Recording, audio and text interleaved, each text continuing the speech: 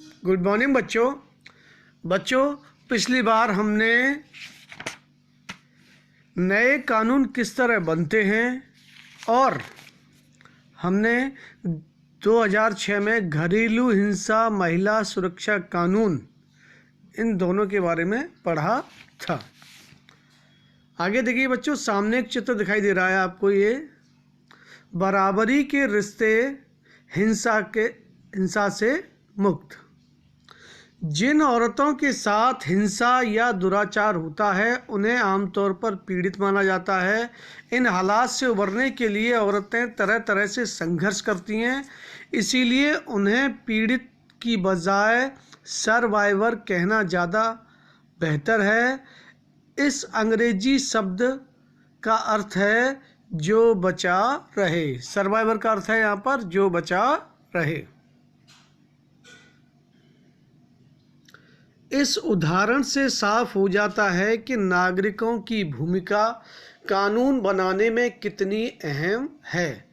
वे जनता की चिंताओं को कानून के दायरे में लाने के लिए संसद की मदद कर सकते हैं। इस प्रक्रिया के हर चरण में नागरिकों की आवाज़ बहुत मायने रखती है। यह आवाज़ टेलीविज़न रिपोर्टरों, अखबारों के संपादकियों, रेडियो प्रसारणों और आम सभाओं के जरिए सुनी और व्यक्त की जा सकती है। इन सारे संचार माध्यमों के जरिए संसद का काम ठोस और पारदर्शी तरीके से जनता के सामने आता है।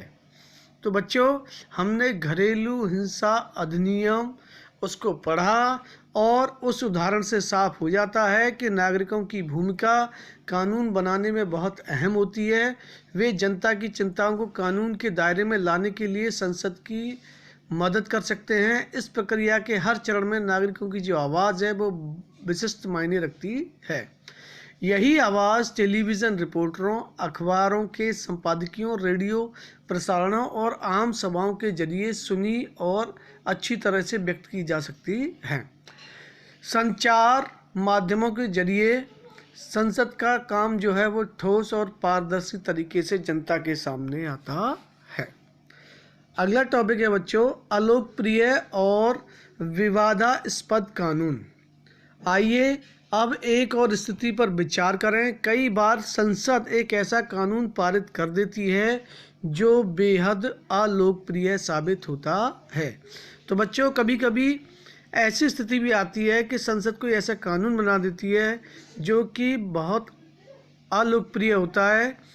ऐसा कानून संवैधानिक रूप से वैध होने के कारण कानूनन सही हो सकता है, फिर भी वह लोगों को रास नहीं आता क्योंकि उन्हें लगता है कि उसके पीछे नीयत सही नहीं थी।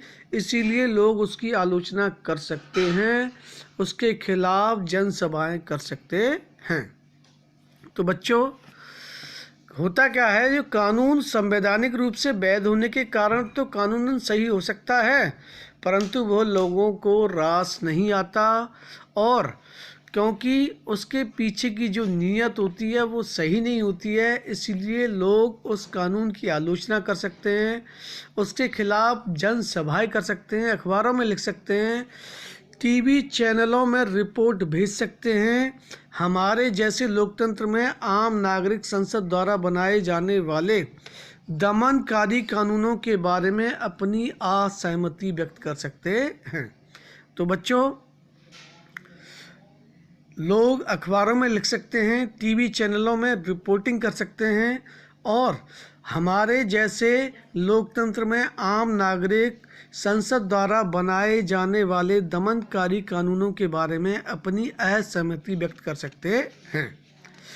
जब बहुत सारे लोग यह मानने लगते हैं कि गलत कानून पारित हो गया है तो संसद के ऊपर भी उस कानून पर दोबारा विचार करने का दबाव पड़ता है। तो बच्चों, जब बहुत सारे लोगों को लगता है कि कानून जो संसद ने बनाया है वो गलत पारित हो गया है, तो संसद के ऊपर भी उस कानून पर दोबारा से विचार करने का दबाव बनाया जाता है। उदाहरण के लिए, नगर पालिकाओं की सीमाओं के भीतर जगह के इस्तेमाल से संबंधित विभिन्न नगर पालिका कानूनों में पटरी पर दुकान लगाने, फेरी लगाने को गैर कानूनी घोषित किया गया है।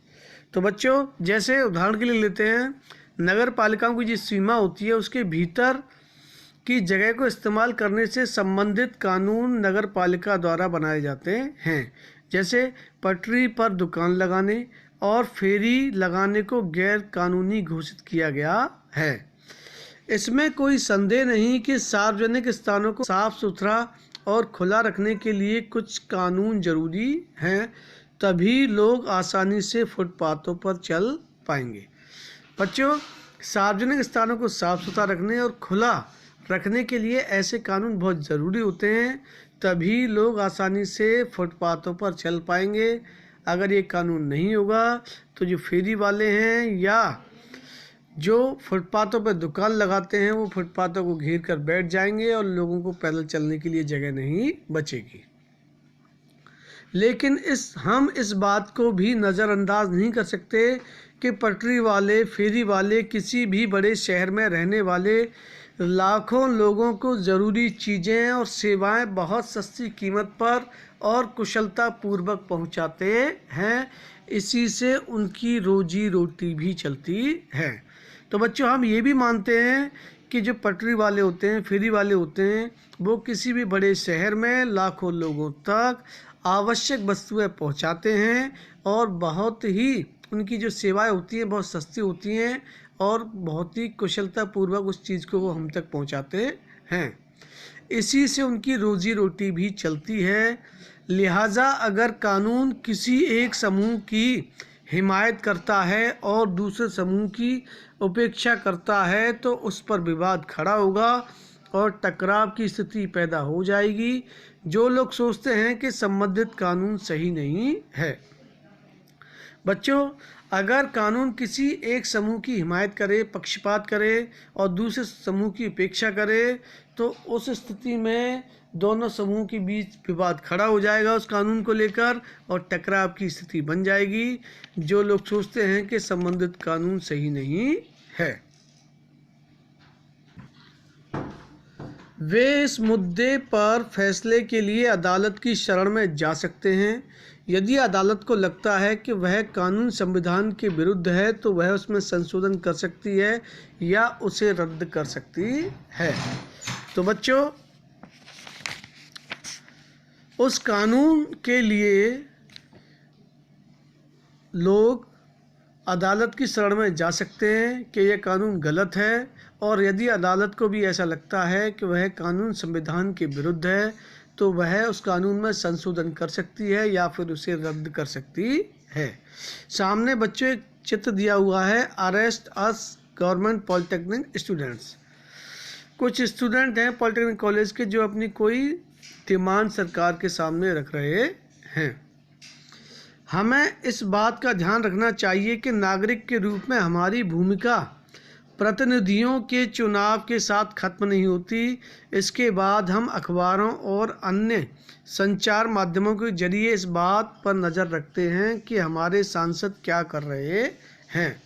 तो बच्चों, हमें इस बात का भी ध्यान रखना होगा कि नागरिक के रूप में हमारी भूमिका प्रतिनिधियों के चुनाव के साथ ही खत्म नहीं होती है। इसके बाद भी हमें अखबारों और अन्य संचार माध्यमों के जरिए इस बात पर नज़र रखना चाहिए कि जो हमारे सांसद हैं वो सही काम कर रहे हैं या नहीं।